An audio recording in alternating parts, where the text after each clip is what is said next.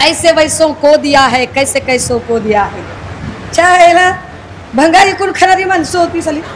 अब तुम करके देखो, वो जो इतने इतने लोग हैं ना, वो इतने इतने लोग तुम बच्चा समझ के उनको कांधे पे लो, वो सर पे बैठ के कान में क्या करते देखो। अक्षय शिंदेचा खात्मा केला। माझा आक्षेप काय होता की अरे आपटे वाचलं नाही पाहिजे, पण अक्षय शिंदेला मारून त्यांनी आपटेला वाचवलं। उदय भाऊ मोठ्या कौतुकाने त्यांचं स्वागत करत। जर निलेश राणे येत असतील तर भाऊ तुम्ही वाढवलेला भस्मासूर तुमच्या डोक्यावर बसायला लय वेळ लागत नाही।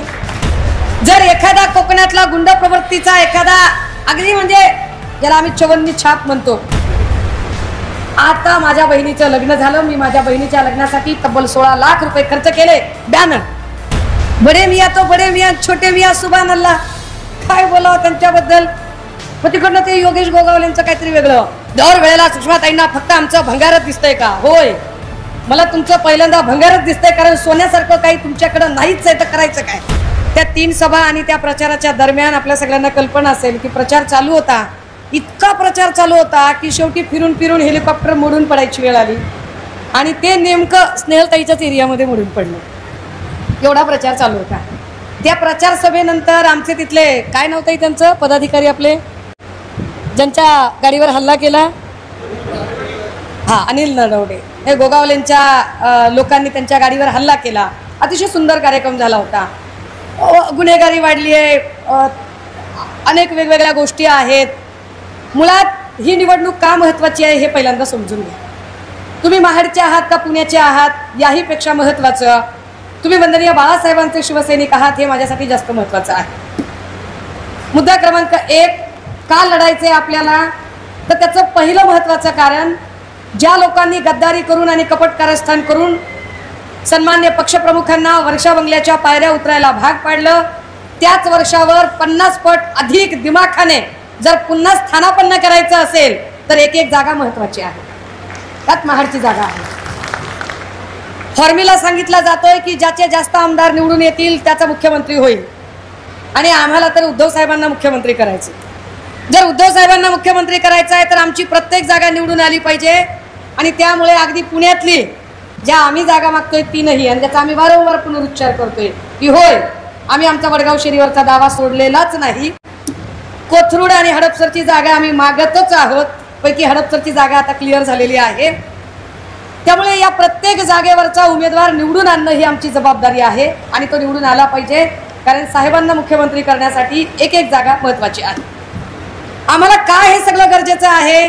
तर त्याचं अजून एक महत्त्वाचं कारण आहे की एकूण या सगळ्या काळामध्ये कोकणातली जर परिस्थिती बघितली तर कोकणामध्ये सध्या गुन्हेगारांचं पेव फुटलेलं आहे। एवढी गुन्हेगारी, एवढा असभ्यपणा, एवढी गुंडगिरी वाढलेली आहे। मग अगदी तळ कोकणापासून ते आपण वर वर जसे येत राहतो तसं आपल्याला ती गुन्हेगारी वाढत चाललेली दिसते।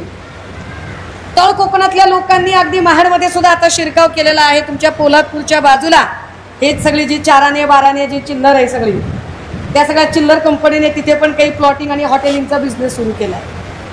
ह्या सगळ्या 4 आणे 12 आण्यांचा जर बंदोबस्त करायचा असेल तर आपल्याला ताकदीने आपली माणसं निवडून आणणं गरजेचं आहे। का निवडून आणायची माणसं? आपल्याला माणसं निवडून आणायची ती गुवाहाटीला जाण्यासाठी नाही, आपल्याला माणसं निवडून आणायची ती सुरतला पळून जाण्यासाठी नाही, आपल्याला माणसं निवडून आणायची ती पुन्हा 50-50 खोक्यांचं राजकारण करण्यासाठी नाही।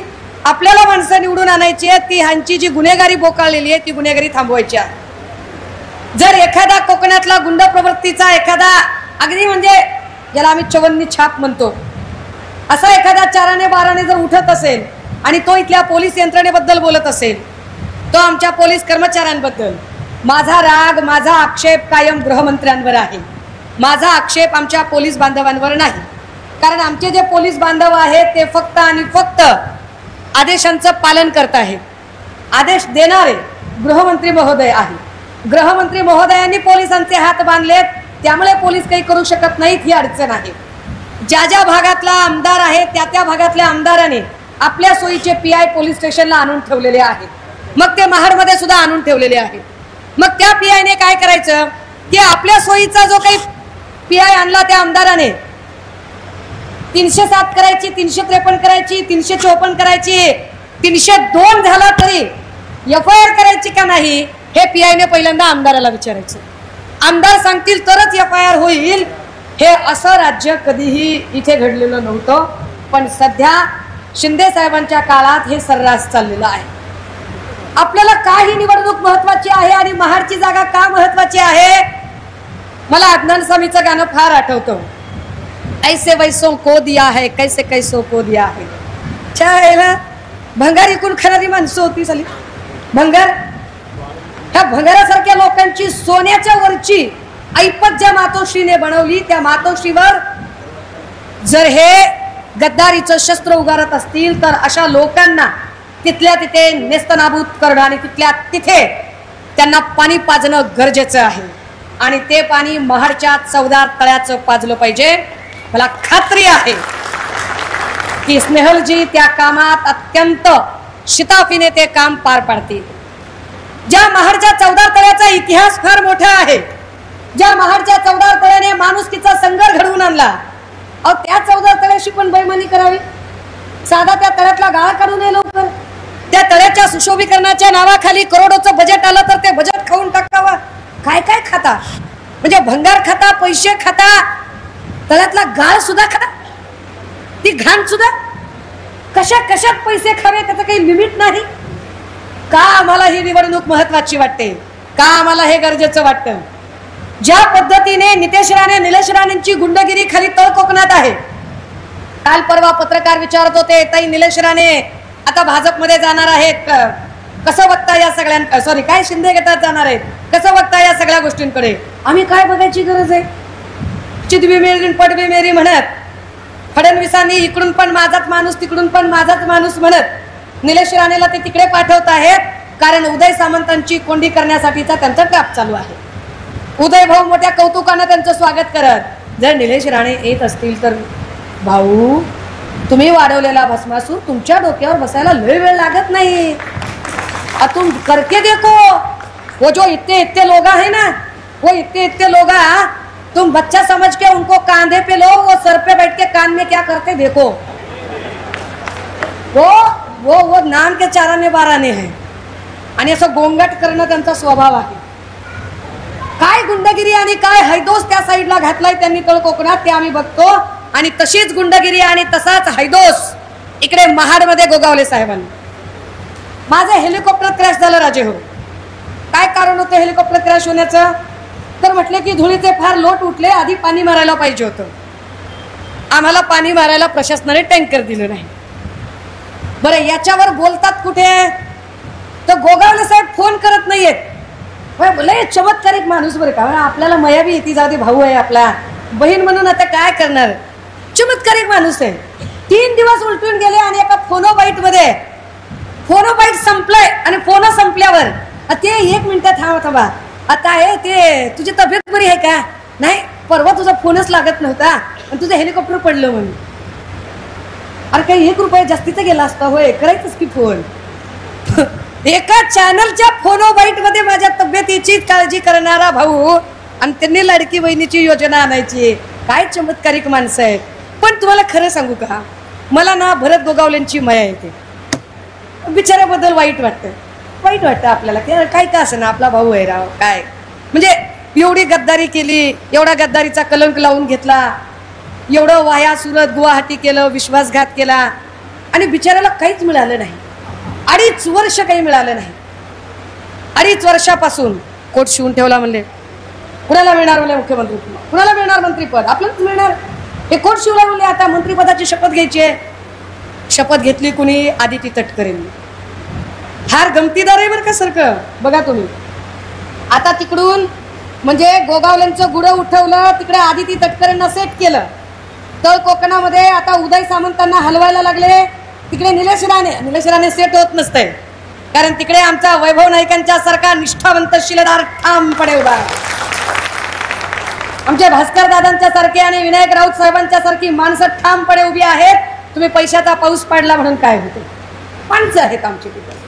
त्यामुळे यांनी कितीही चिल्लर बाजार करायचा प्रयत्न केला तरी तो चिल्लर बाजार आम्हाला होऊ द्यायचा नाही. इतकी गुंडगिरी करावी. मी महाडमधल्या लोकांना विचारत होते, दादा हे मला माहिती आहे ऐतिहासिक वारसा वगैरे, किल्ले आणि परंपरा चौदार तळ, हे सगळं मला माहिती आहे. पण तरी पण मला सांगा की महाड सध्या कशासाठी प्रसिद्ध आहे? महाडमध्ये सध्या काही नवीन घडलंय का? महाडमधली लोक सांगतात ताई सध्या महाड आमचं एकाच गोष्टीसाठी प्रसिद्ध आहे. कशासाठी? 15% कमिशनसाठी. सगळा कमिशनचा खेळ चालू आहे. आता 30% गेलं का काय दादा? आपल्याला काही एवढा हिशोब करणं, आपण साधी माणसं. तर 30% कमिशन खाणारी माणसं, बरं त्याच्यात त्यांना बिचारायला काही मंत्रीपद मिळत नाही. 2.5 वर्ष वाट बघितली. हे सगळे पत्रकार भाऊ, गोगोले साहेब तुमच्या मंत्रिपदाचं काय झालं? गोगोले साहेब तुमच्या मंत्रिपदाचं काय झालं? कदरून कदरून कट्टाळून म्हणला बिचारा, पंचांग हरवलंय म्हणला, मुहूर्त सापडेना. महाविकास आघाडीचं पंचांगच हरवलंय, आता मुहूर्त सापडेना गेलाय. आता काय करायचं म्हणलं आम्ही. काल परवा खैराती वाटप झालंय. 15 दिवस राहिले. काही नाही, 15 दिवसात फक्त स्वतःचं उखळ पांढरं करून घेणार.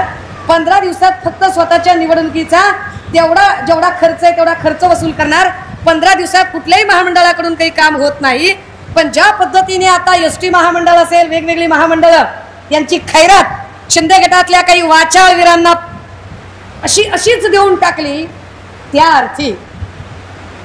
अर्थी या सगळ्या लोकांच्या निवडणुकीचा खर्च काढायचा प्रयत्न शिंदे साहेबांनी केला. पण ह्याच्यात पण बिचाऱ्या आमच्या भावाला काही मिळालं नाही. भावाला नाही मिळालं तर मला वाईट वाटलं. मी फोन केला, म्हणलं दादा मिळायला पाहिजे होतं तुम्हाला, बाकी काही का असं ना, ते नंतरचं नंतर बघू, पण जाऊ दे तिच्या यायला, आता कुठं कटकट करायची, आता काय देत नाही तर ती बी लय खुनशी आहे. आता तुला काय सांगायचं? खुनशी आहे तुला आधी कळत नव्हतं होय, आता सांग लय खुनशी आहे, ती बी देत नाही. पण तुम्ही विचार करा, का दिलं नाही, का दिलं नाही? ज्यांना मंत्रीपद नव्हती त्यांना महामंडळं दिली आहेत आणि गोगावलेंना ते काहीच देत नाही आहेत. कदाचित शिंदेंना सुद्धा हा संकेत मिळालाय का की देऊन काही उपयोग नाही, ह्याची काही जागा निघत नाही, ह्याला स्नेहल जगताप पाणी पाजणार आहे म्हणजे पाजणार. खात्री पटली त्यांना. या सगळ्या परिस्थितीमध्ये बरं बाप से बेटा सवई, बडे मियाँ तो बडे मियाँ, छोटे मियाँ सुभान अल्लाह, काय बोलावं त्यांच्याबद्दल. मग तिकडनं ते योगेश गोगावलेंचं काहीतरी वेगळं. दर वेळेला सुषमाताईंना फक्त आमचं भंगारच दिसतंय का? होय, मला तुमचं पहिल्यांदा भंगारच दिसतंय, कारण सोन्यासारखं काही तुमच्याकडं नाहीच आहे, तर करायचं काय? दर वेळेला सुषमाताई आल्या की आमच्या MIDC बद्दल आणि भंगाराबद्दलच बोलतात. होय, मी बोललं पाहिजे, मी MIDC बद्दल आणि तुमच्या भंगाराबद्दल बोललं पाहिजे, कारण आम्हाला ही सगळी माणसं इकडे का जमवावी लागली? आम्हाला ही सगळी माणसं इकडे का जमवावी लागली? का इकडे यावं लागलं स्नेहल जगतापांना? त्याचं कारण आहे. आणि त्याचं कारण हे आहे की जर तिथेच MIDC मध्ये आमच्या सगळ्या भूमिपुत्रांना न्याय मिळाला असता, तिथे कामधंदा मिळाला असता, तर आपला गाव सोडून त्यांना इथपर्यंत यावं लागलं नसतं. हे सगळे भूमिपुत्र इथपर्यंत आले, ते रोजीरोटीच्या शोधात आले, शोक म्हणून आले नाही, पुन्हा बघायचं होतं म्हणून आले नाही, रोजीरोटीसाठी माणसं इथपर्यंत आली. याचा अर्थ असा आहे की भरतजी, आपण इथल्या लोकांना रोजीरोटी देण्यामध्ये पूर्णतः अयशस्वी ठरलेले आहात. आपल्याला ते जमलेलं नाहीये, त्यांना रोजगार देणं जमलेलं नाहीये. आता सुद्धा ज्या कंपन्या आहेत त्या कंपन्यांचे ते सगळे ठेकेदार हे मर्जीतले ठेकेदार, काही ठेकेदार पुन्हा महाराष्ट्राच्या बाहेरचे आणि काही कंटाळलेले कंत्राटी कामगार. मागच्या वेळेला महाडमध्ये गेले तर 20-22 पोरं भेटायला आली. काय सांगतात? मी आता नाव विसरले त्याचं, ज्याला लल्ला रत्न पारखी, लल्ला भेटायला आला पोरं घेऊन. लल्ला म्हणला ताई फक्त आणि फक्त उद्धव साहेब आले, आम्ही ते आदित्य दादा आले, आदित्य दादाच्या रॅलीत आम्ही दिसलो, आम्ही नुसते रॅलीत दिसलो तर आम्हाला कामावरून कमी केलं, आमच्यावर केसेस आणि आमच्यावर माणसं घालून आम्हाला मारायचं काम केलं. असा असतो लोकप्रतिनिधी? माणसं मारणार आहे, माणसांचं रक्षण करू शकत नाही. हा रडीचा डाव खेळता तुम्ही की जर विरोधक आहे तर त्याच्यासोबत तुम्ही मुद्द्यांनी बोलू शकत नाही, तुम्ही गुद्द्यांची भाषा करता. फक्त आदित्य दादांच्या रॅलीमध्ये ती पोरं बिचारी आली म्हणून त्या पोरांना कामावरून कमी करणं, त्यांच्यावर केसेस टाकणं इतक्या वाईट पद्धतीने.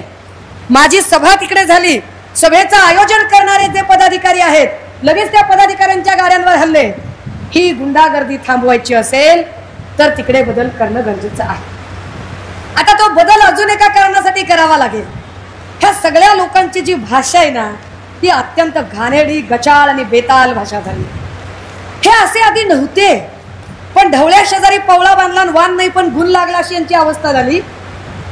तिकडे ते भाजपचे ते राम कदम वगैरे दहीहंडी नाही का, ते काय तुम्ही बोलताय, तुम्हाला वाटेल ती पोरगी पसंत पडली की सांगा उचलून आणून देतो. तिकडचे ते भाजपचे पंढरपूर साईडचे परिचारक सीमेवर जवान लढतात आणि इकडे मुलं होतात, इतकं वाईट पद्धतीचं वक्तव्य. ते देवेंद्र भुयार तिकडे अजून काहीतरी. शिंदे गटाची माणसंही अशीच बेताल वक्तव्य करायला लागली. एकीकडे लाडकी बहीण म्हणायचं आणि लाडकी बहीण म्हणत असताना दुसरीकडे मात्र स्त्रियांच्या बद्दलची यांची भावना काय. तर म्हणले एसटी महामंडळात मी काय करणार आहे, एसटी महामंडळात आम्ही शिवनेरी सुंदरी बसवणार आहोत. कशासाठी शिवनेरी सुंदरी हा शब्द काय येतो तुमच्या तोंडात? जशा एअर होस्टेस आहेत तशा तुम्ही बस होस्टेस म्हणू शकता, तुम्ही बस अटेंडंट सुद्धा म्हणू शकता. तुम्ही हे शिवसुंदरी शब्द काय काढला? शिवनेरी सुंदरी हे शोभतं तुमच्या संस्कृतीला? तुम्ही बायकांना सौंदर्याचे मापदंड लावून बघता. म्हणजे एसटी जर तोट्यात चालली आहे तर तोट्यात चाललेल्या एसटीचा गुणवत्ता तसं तर 15 दिवसात ते काहीच होत नाही, काहीच होत नाही. ते उगा रडक्याचे डोळे पुसल्यासारखं, लय बाबा आता गोगावले, लयच रडायला लागले, लयच रडायला लागले, जाऊ दे आता काहीतरी रडक्याचे डोळे पुसायचे. हा बस बाबा बस, ह्या बशीत बस आणि पहिल्या फुरसतीनं निघून जा, चल सोड, अशा पद्धतीने. पण त्या एसटीला समजा तुम्ही प्रयत्न विचार जरी मांडला, तुम्ही करू तर शकणार नाही, पण विचार जरी करायचा ठरवला की तोट्यात जाणारी बस मला नफ्यात आणायची आहे, तर त्यासाठी कितीतरी गोष्टी असतील, कितीतरी गोष्टी तुम्ही करू शकाल, चांगल्या गोष्टी. जसं की आता महाड आणि इकडे यायला बस फ्रिक्वेंटली नाहीत कारण रस्ता खराब, तुम्ही त्या संबंधाने काही बोलू शकाल, तर त्यावर काहीच बोलत नाहीत. माझी स्नेहलजींना आता विनंती असेल की तुम्हाला निवडणुकीला सामोरं जायचंय, पण ते सामोरं जाताना या सगळ्या मतदारांशी बोलताना तुम्हाला काही कॉन्क्रीट मुद्दे मांडावे लागतील. आणि तो सगळ्यात महत्त्वाचा कॉन्क्रीट मुद्दा काय आहे, तर महाड पुणे हा जो रस्ता आहे, हा रस्ता वाया पानशेत जर व्यवस्थित विकसित केला तर महाड पुणे प्रवासाचा अंतर 1.5 ते 2 तासांनी कमी होतो. तुम्ही निवडून आल्यानंतर तुमची ही पहिली प्राथमिक जबाबदारी असेल की पहिल्यांदा या रस्त्याचं काम हातात घेणं आणि तो रस्ता 1.5 ते 2 तासांनी त्याचा प्रवास कमी करणं, हे पहिलं काम आपल्याला करून घेणं गरजेचं आहे. दुसरं, आपल्याला जो ऐतिहासिक वारसा आहे, जो 14 तळ्याचा वारसा आहे किंवा छत्रपती शिवरायांच्या पराक्रमाच्या खाणाखुणा आहे, तो वारसा जतन करायचा आहे. कारण शिंदे साहेबांकडून तो वारसा जतन होऊ शकत नाही, हे आपण फार आत्ताच बघितलं. छत्रपती शिवरायांचा पुतळा ज्या पद्धतीने पडला आणि त्यावर शिंदे साहेबांचं जे अजब तरकट आहे की 45 किलोमीटर ताशी वेगाने वारे वाहत होते. अहो एवढी मोठी मोठी नारळाची झाडं आहेत तिकडे, 2-2 झाडं, ती झाडं तुटली नाही, झाडं पडली नाही, झाडं सोडा झाडावरचा नारळ सुद्धा साधा पडला नाही. आणि हे आपल्याला अजब तरकट सांगताहेत की वारे वेगाने वाहत होते म्हणून महाराजांचा पुतळा पडला. मुळात महाराजांचा पुतळा उभा करताना जो हलगर्जीपणा यांच्याकडून झाला आणि त्या आपटेला जेवढी लवकर अटक झाली नाही त्याच्या कितीतरी अधिक लवकर त्याची जमानत झाली.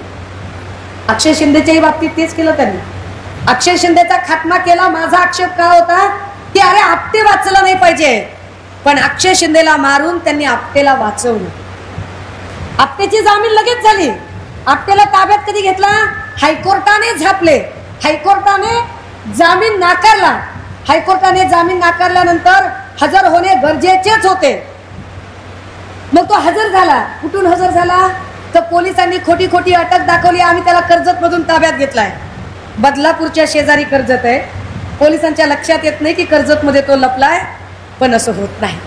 दादा हो, का गरजेचं आहे, ही निवडणूक का महत्वाची आहे हे समजून घ्या की आता आमच्या लेकी बाळी सुरक्षित राज्यात नाही. राज्यामध्ये फडणवीस साहेब जोपर्यंत गृहमंत्री आणि शिंदे साहेब मुख्यमंत्री असतील तोपर्यंत आमच्या लेकी बाळी सुरक्षित राहू शकत नाहीत. कालचे आकडे आहेत आणि ते धक्कादायक आहेत.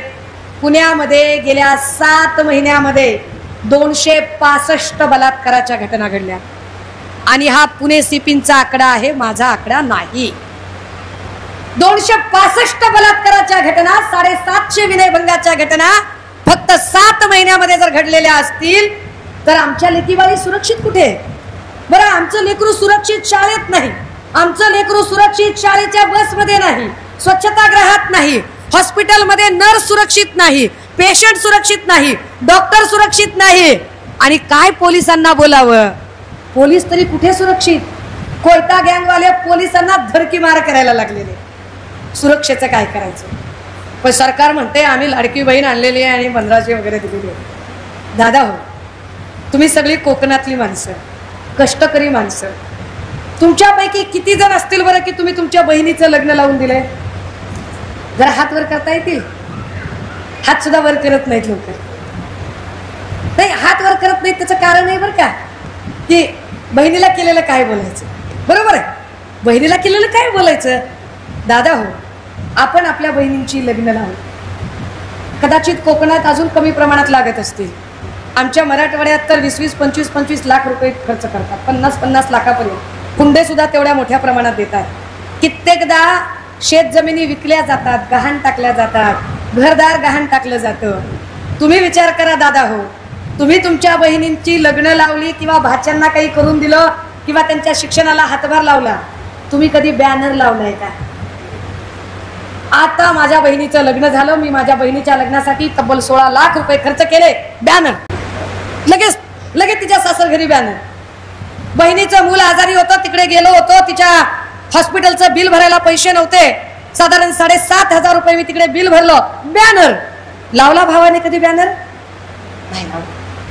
दादा हो, साधं गणित आहे. तुमची बहीण तुम्हाला राखी कधीपासून बांधते? कधीपासून बांधत असेल? म्हणजे माझी लेक तर इतकी छोटी की तिला हातात ताटही घेता येत नव्हतं, तेव्हा आम्ही तिला औक्षण कसं करायचं शिकवत होतो भावाला, आहे की नाही? खूप लहानपणापासून. आता काही प्रश्नांची उत्तरं समजून घ्या. बघा, तुम्ही तुमच्या बहिणीला भेटायला जाता आणि बहिणीला कधीतरी 4-5 हजार तिच्या हातात घालता. हातात घालताना काय विचार करता? सासूनं बघू नये, दिराला कळू नये, नवऱ्याला सुद्धा कळू नये, गुपचूप बहिणीच्या हातात पैसे घालताय का बरं? बॅनर लावा, जाहिरात करा, टीव्हीला ऍडव्हर्टाईज द्या. लाडक्या बहिणीला 3,000 रुपये देऊन आलो सांगा. तुम्ही असं करत नाही का? ती तुमची सख्खी बहीण आहे, तुम्हाला बहिणीचा मान आहे, बहिणीच्या नात्याचा मान आहे, बहिणीच्या नात्याची इज्जत आहे, त्याची एक आबरू आहे की नाही? आपण त्याची जाहिरात करत नाही.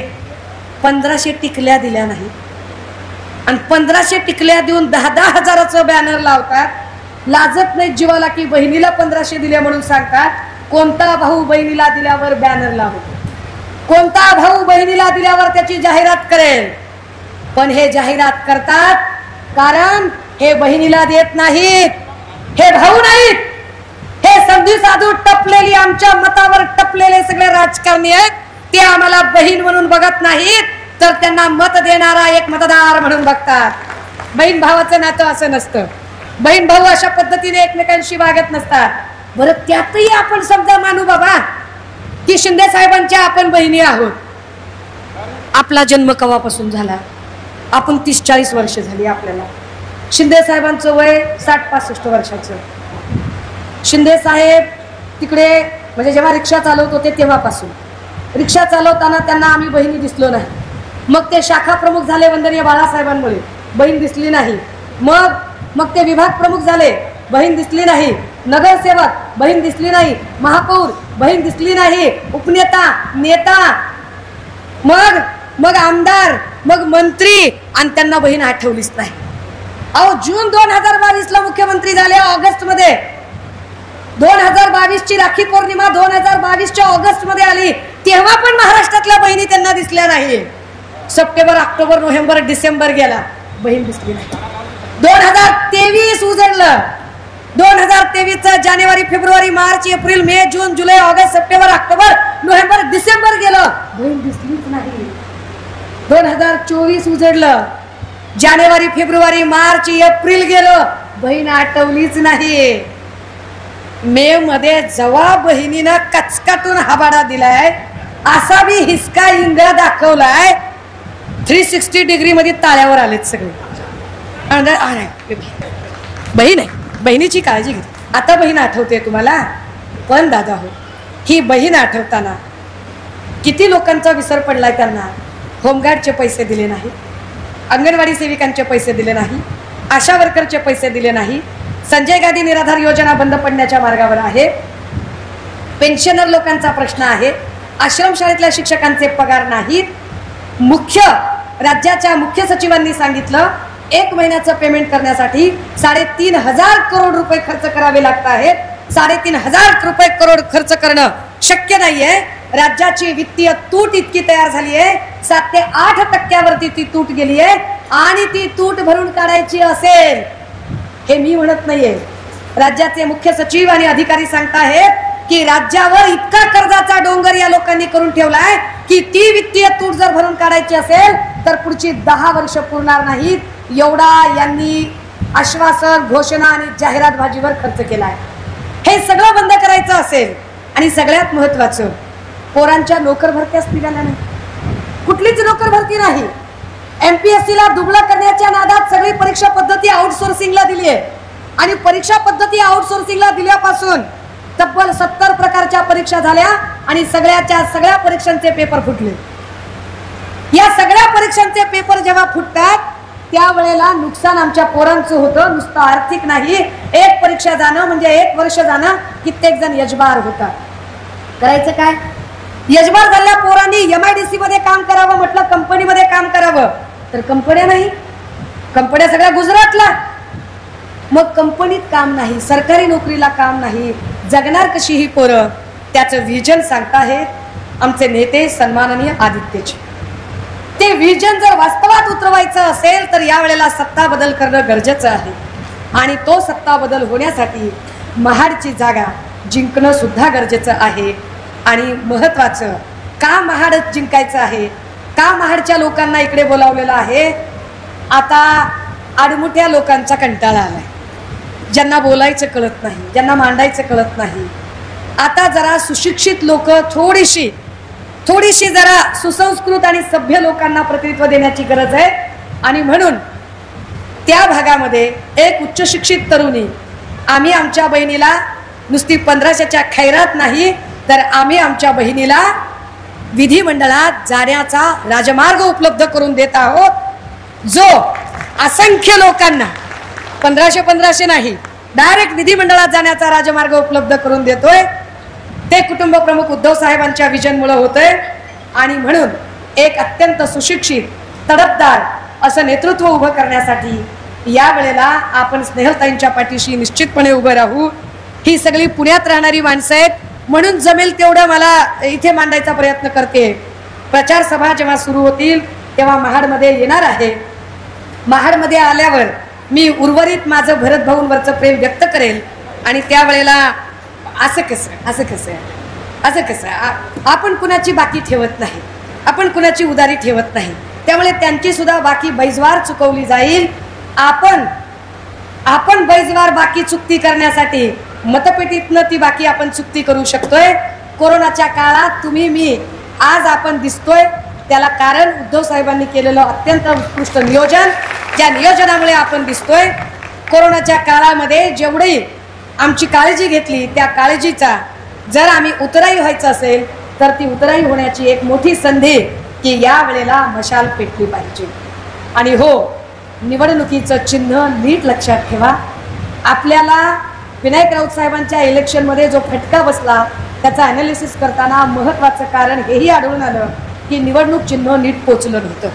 त्यामुळे आपलं निवडणूक चिन्ह नीट पोचलं पाहिजे, ते निवडणूक चिन्ह नीट बघितलं पाहिजे.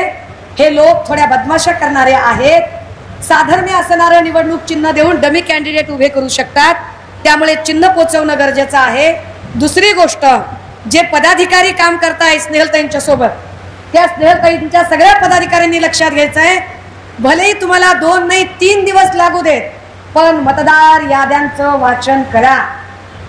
मतदार याद्यांचं वाचन करून प्रत्येक पानावर समजा 25 नाव आहेत, 40 नाव आहेत, त्या 40 पैकी आपली किती आहेत, त्यातला प्रभावी कोण आहे, जो प्रभावी आहे त्याचं सॉर्टिंग केलंय का, असे सॉर्टिंग केलेली यादी वेगळी काढली आहे का, त्या यादीतनं पुन्हा एक फिल्टर यादी काढा आणि त्या फिल्टर यादी सोबत काही क्लोज ग्रुपमध्ये बैठका घ्या, काही इंडोर बैठका घ्या, ज्या बैठका वेगळ्या बाहेर त्याच्या चर्चा जाणार नाहीत, अशा पद्धतीने ते काम करूया.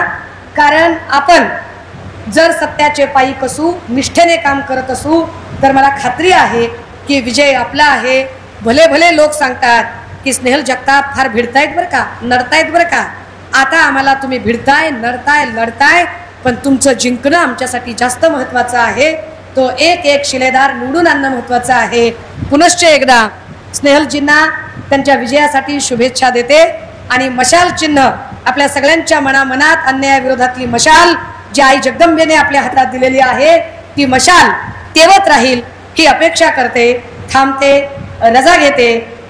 जय हिंद, जय महाराष्ट्र. पुण्यातील हडपसर विधानसभा मतदारसंघावरून महाविकास आघाडीत रस्सीखेच सुरू आहे. मात्र शिवसेना पक्षाच्या नेत्या सुषमा अंधारे यांनी हडपसर दावा करत परस्पर उमेदवारही जाहीर केलाय. यानंतर खुद्द ठाकरे गटाचे खासदार संजय राऊत यांनी नाराजी व्यक्त केली आहे. सुषमाताई त्या मीटिंग मध्ये होत्या का, असा उपरोधिक सवाल संजय राऊत यांनी विचारला. हडपसरचा पेच सुटला नसतानाच अंधारे परस्पर उमेदवार जाहीर केल्याने राऊत नाराज झाल्याचं दिसतंय. हडपसर मतदारसंघापासून ठाकरे गटातर्फे महादेव बाबर यांना सुषमा अंधारे यांनी उमेदवारी जाहीर केली. याविषयी राऊत यांना विचारले असता सुषमाताई त्या मीटिंग मध्ये होत्या का, त्यांना फोन करून विचारेन, माझ्या माहितीनुसार कालच्या बैठकीला त्या नव्हत्या, असं म्हणत संजय राऊत यांनी सुषमा अंधारे यांना टोमणा मारला. जोपर्यंत जागा वाटप फायनल होणार नाही तोपर्यंत मी आउट ऑफ लाईन बोलणार नाही. महाविकास आघाडीत कुठेही गैरसमज होईल असं मी वक्तव्य करणार नाही. मी जबाबदार खासदार आहे, असंही संजय राऊत म्हणाले. सुषमा अंधारे पुण्यातील एका कार्यक्रमात बोलत होत्या. हडपसरच्या जागेबाबतचा निर्णय झाला, ही जागा शिवसेनेला मिळणार आहे. आमचे महादेव बाबर येथून विधानसभेची निवडणूक लढवतील, अशी घोषणा काल सुषमा अंधारे यांनी केली होती. आता यावर तुम्हाला काय वाटतं, तुमचं मत कमेंट बॉक्स मध्ये लिहायला अजिबात विसरू नका. व्हिडिओ आवडला असेल तर जास्तीत जास्त शेअर करा. आणि आतापर्यंत मराठी जनता, आपण आपल्या या चॅनलला सबस्क्राईब जर केलेलं नसेल तर चॅनलला सबस्क्राईब करा.